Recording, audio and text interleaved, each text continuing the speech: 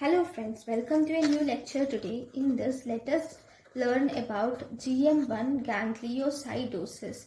If you see in GM1 gangliosidosis, this is autosomal recessive disorder, and here this occurs due to the deficiency of the enzyme galactosidase, which is a lysosomal storage disorder. This is encoded on chromosome 13. This deficiency of galactosidase is a lysosomal enzyme. Okay, so it is of two types. First we have type 1 and then we have type 2.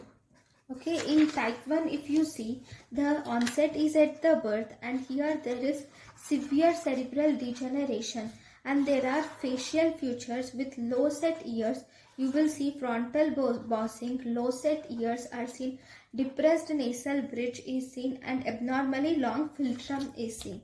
And these facial features will sometimes resemble mucopolysaccharidosis type H. And you see skin eruptions, especially angiokeratomas, are seen in this GM1 gangliosidosis. Obviously, there is hepatosplenomegaly, and if you see in the macular region, you will see presence of cherry red spot is seen in this GM1 gangliosidosis. On X-ray, you will see dysostosis of bones, and most of the children die by 2 years of age due to respiratory infection is the most common cause of death in the patients with GM1 gangliosidosis type 1. Then we have type 2.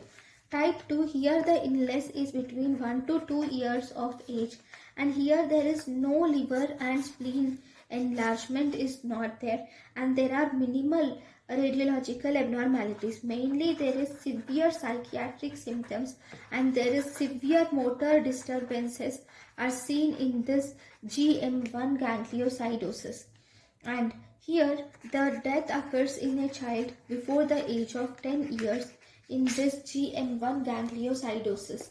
So this is about GM1 gangliosidosis. Thank you guys for watching my lecture. Thank you.